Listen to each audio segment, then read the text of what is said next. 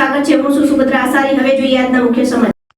અરવલ્લી જિલ્લામાં પ્રેસના બોર્ડ લગાવી રોડ ઉપર દોડતી ગાડીઓમાં છેલ્લા કેટલાક સમયથી વધારો જોવા મળી રહ્યો છે। તાજેતરમાં અરવલ્લી લોકલ ક્રાઇમ બ્રાન્ચ દ્વારા મિગ્રજના લીંબોદરા રોડ પરથી ક્રાઇમ પ્રેસ લખેલા સ્ટીકરવાળા ઇકો કારમાંથી દારૂનો જથ્થો ઝડપી પાડવામાં આવતા સમગ્ર મામલો ચર્ચામાં આવ્યો છે। આ ઘટનાએ ફરી એક પ્રશ્ન ઊભો કર્યો છે કે પ્રેસના નામે કેટલાક અસામાજિક તત્વો ગેરકાયદેસર પ્રવૃત્તિઓ ચલાવી રહ્યા છે। સાચા અને નિષ્ઠાવાન પત્રકારો દિવસ રાત મેદાનમાં કામ કરતા હોય છે, જેમને મોટાભાગના અધિકારીઓ અને પોલીસ કર્મીઓ ઓળખતા જ હોય છે।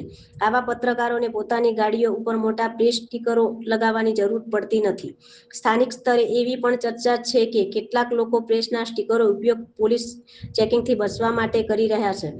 કેટલીક પેસેન્જર ગાડીઓમાં પણ પ્રેસના બોર્ડ લગાવી કાયદેસર ધંધા કરવામાં આવતા હોવાના આક્ષેપો ઉઠી રહ્યા છે।